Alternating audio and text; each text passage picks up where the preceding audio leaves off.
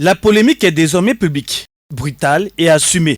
Au sein du Social Democratic Front, des voix s'élèvent de plus en plus pour le départ de Joshua Ossi.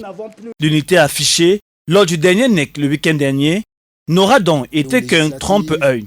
Aujourd'hui, même les militants les plus influents qui doutent ouvertement du directoire, comme l'avaient fait certains exclus du parti, pour Charlie Tchikada et Stéphane Rivel Ngemalieu, figure reconnue du parti fondé par le Feni Dianfundi, l'échec cuisant du 12 octobre 2025 n'est pas un accident de parcours, mais le symptôme d'un naufrage organisé pour faire court la goutte d'eau qui a fait déborder le vase de l'échec.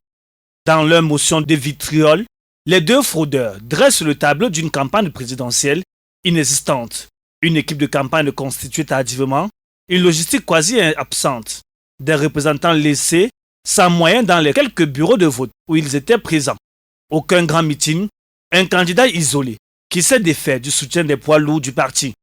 À cela s'ajoute un choix stratégique, lourd de conséquences, le refus de toute coalition, une décision imputée directement à Joshua Ossi et qui aurait accéléré la fuite de l'électorat traditionnel du Social Democratic Front. Mais au-delà de la débâcle électorale, c'est l'âme même du parti qui est mise en cause. Jadis principale force de l'opposition, le Social Democratic Front est aujourd'hui accusé d'insignifiance politique. Silence sur les détenus d'opinion, absence de solidarité avec les autres partis d'opposition, discours jugés complaisants envers le pouvoir en place. Pour les contestataires, le parti ne rassure plus, ne mobilise plus et surtout ne combat plus. La gestion interne cristallise également la colère. Les signataires dénoncent une opacité financière totale. Aucun budget formel, aucun rapport financier. Des zones d'ombre persistantes sur l'utilisation des subventions de l'État. La séparation des pouvoirs financiers serait bafouée, tandis que la résolution issue du Congrès s'empile, inexécutée dans les tiroirs du siège national. Le Tumatou est sans détour.